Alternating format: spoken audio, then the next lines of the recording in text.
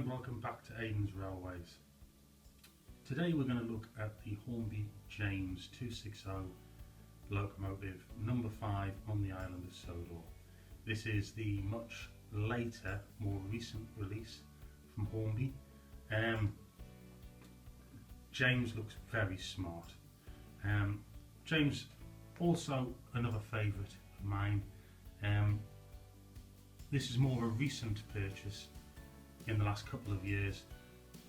Himself and Edward were two that I held off for quite a long time getting, but when they were going to get re-released again, I felt the need to get them. He's got the lovely black lining here and some beautiful gold lining and banding here as well. Separate safety valves, lovely gold dome, and as with Edward, all of the details have already been pre-fitted in the packaging. There's no need to fit anything yourself. So the vacuum pipes there, lamp irons, all that sort of thing. It's more of a moulding detail on this one. You've got plenty of rivets. You can see all of these bits and pieces here and there, but all handrails and things, they're all just painted on. I do believe that the actual moulding for this is very, very old, much older than myself. So they've kept the moulding use and used it for James.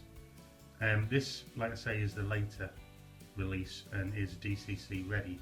As a result, if I just tip him over ever so gently, you can see here he's tender drive.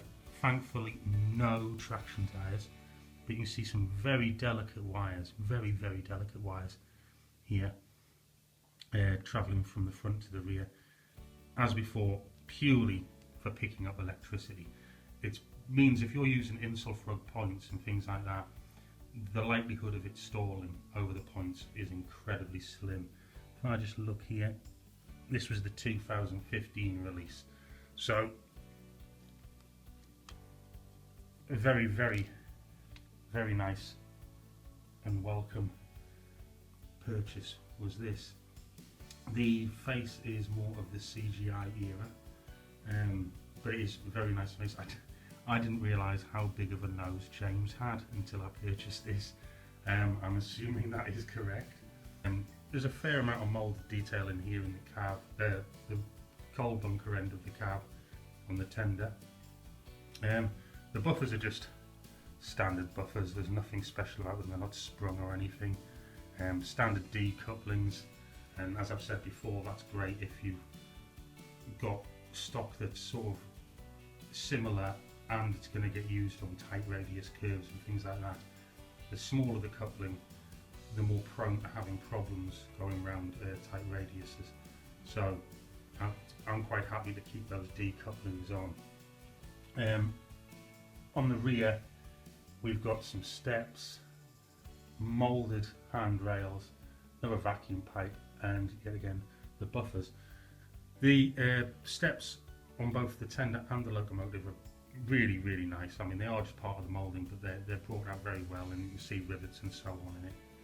So without further ado, let's have a bit of a running session and see who else you can see out on the track.